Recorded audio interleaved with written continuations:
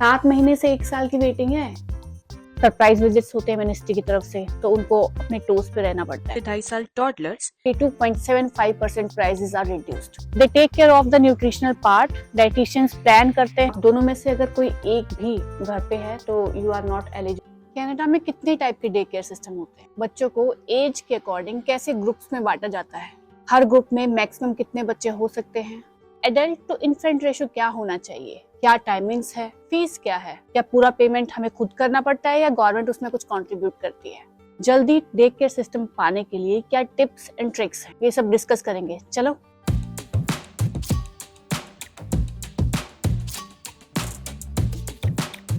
बड़ों को नमस्ते, छोटों को प्यार और आप सबको राम राम। आशा करती हूँ आप सब अच्छे होंगे। आप सबका स्वागत है मेरे चैनल लिविंग लाइक आरती में। मेरा नाम आरती है और आज हम बात करेंगे बच्चों के बारे में। जी हाँ, बच्चे मन के सच्चे, कैसे ध्यान रखना है और डे केयर फैसिलिटीज कैसे यूज करनी है कनाडा में।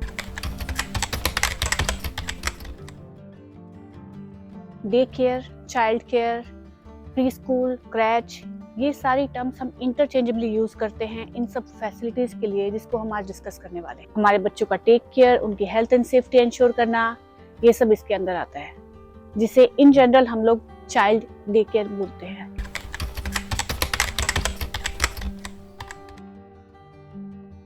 अनरेगुलेटेड और रेगुलेटेड दो कैटेगरीज हैं। रेगुलेटेड के अंदर आते हैं licensed child care centres, licensed home child care agencies, and number 3 is individual home care providers who are covered under these agencies.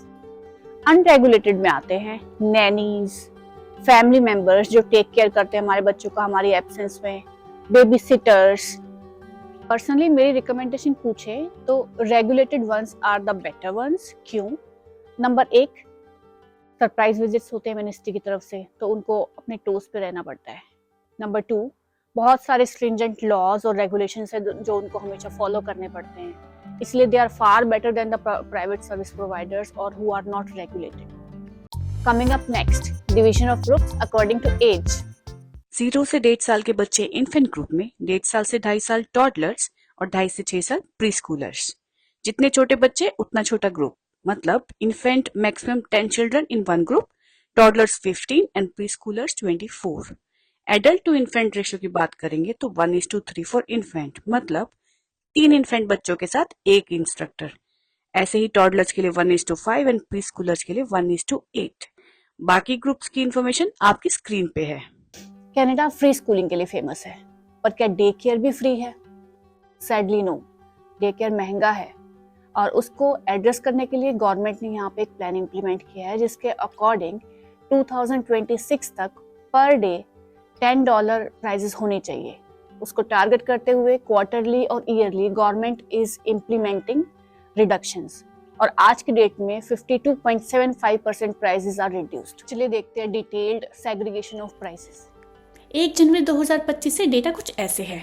$22 daily fee cap कर दी गई है गवर्नमेंट के द्वारा और इन्फेंट के लिए $10 की फीस है, $220। This is for 2 weeks, mind it. For toddlers it's $220 for 10 days, 6 days is $132 and 4 days is $88. Likewise for preschoolers, 10 days $220, 6 days $130 and 4 days $88. Please verify latest fee structure data from government sites. It may vary from time to time. ये day care centres सिर्फ बच्चों का ध्यान ही नहीं रखते, उन्हें एक curriculum भी फॉलो करना पड़ता है।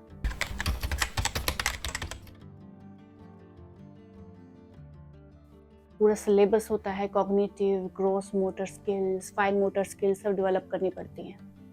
Every week they will have different activities और पूरी अपडेट्स उनको पेरेंट्स के साथ शेयर करनी पड़ती है।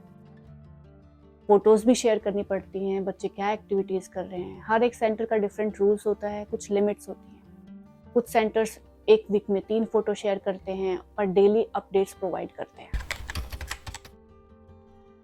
डे केयर सेंटर्स का एवरेज वर्किंग आवर्स होते हैं 7 AM to 6 PM।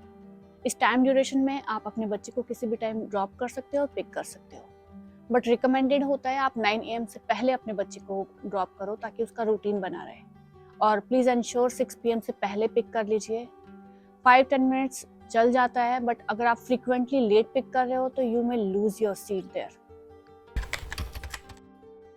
Outside food is not allowed. आप घर से खाना नहीं दे सकते, एजेंसीज में ही बच्चों को खाना मिलता है। 2 types of facilities they use. Number 1 is outside caterers जो सर्टिफाइड होते हैं। Number 2 is in house cooking और किचन। आपके बच्चे को अगर किसी चीज़ से स्पेसिफिक कुछ एलर्जी है, आपको डिक्लेयर करना पड़ता है और उसके अकॉर्डिंग वो लोग ध्यान रखते हैं। एंड अगर आप ब्रेस्ट मिल्क या फॉर्मूला मिल्क प्रोवाइड करना चाहते हो तो आप दे सकते हो। ब्रेस्ट मिल्क वो सिर्फ 3 घंटे तक यूज़ करते हैं, उसके बाद वो उसको नहीं यूज़ करेंगे because that's the time limit they have been advised by ministry. And for formula milk, अगर आप उनको बॉक्स देते हो and they have opened it, they will use it only for 1 month.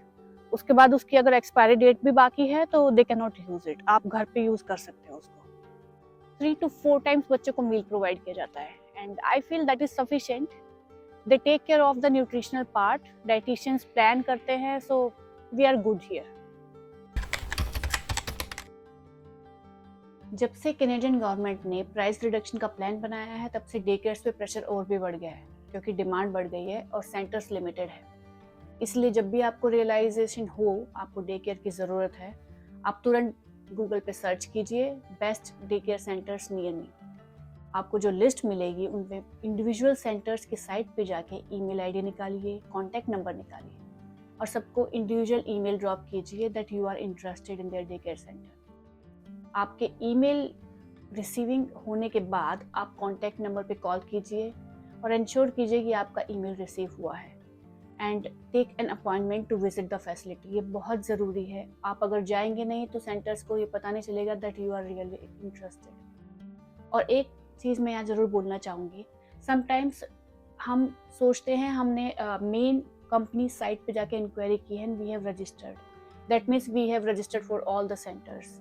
ऐसा नहीं है। एक सर्विस प्रोवाइडर है, उनके अलग अलग जगह सेंटर्स हैं। आपको हर एक इंडिविजुअल सेंटर पे इंक्वायरी करनी पड़ेगी और वहाँ की हर एक वेटिंग लिस्ट में खुद को डालना है, ये इंश्योर करना पड़ेगा। नहीं तो आपको लगेगा आपने एक जगह कर दिया that you are in waiting list. हर एक सेंटर अपना अलग अलग वेटिंग लिस्ट मेंटेन करता है और प्रोसेस करता है।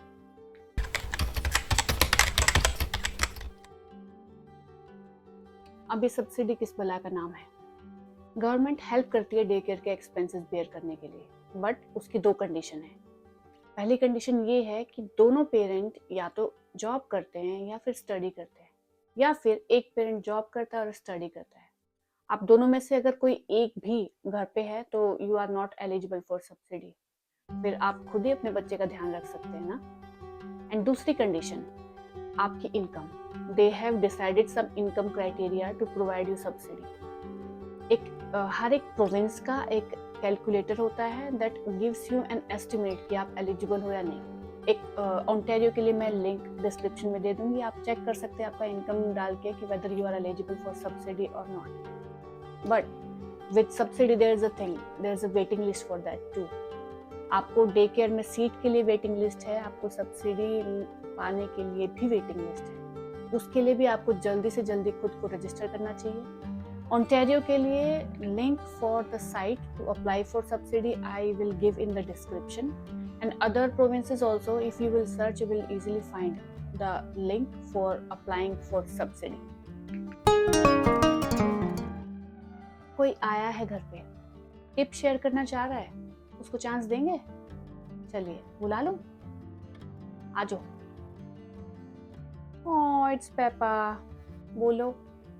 अच्छा, टिप नंबर 1, आपको जब भी पता चलता है यू आर एक्सपेक्टिंग या अगर इस कंट्री में आने की डेट डिसाइड हो जाती है, आप तुरंत खुद को रजिस्टर कीजिए। Yes, expecting mothers can also register.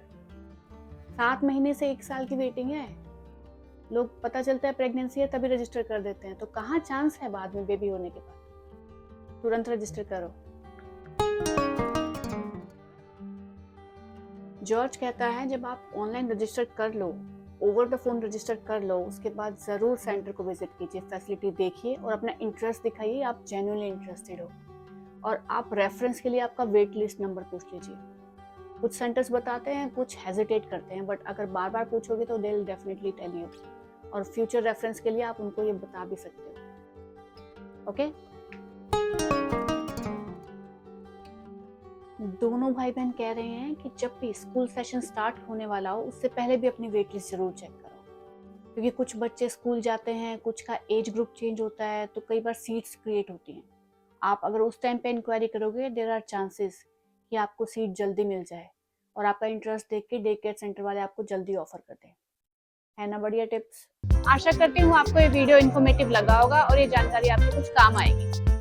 Please like, share and subscribe to my YouTube channel living like Aarti. ऐसी ही जानकारी भरी वीडियोस के साथ में मिलेंगे नेक्स्ट टाइम। तब तक के लिए बाय। और हाँ, सारे इंपॉर्टेंट लिंक्स डिस्क्रिप्शन में अवेलेबल हैं।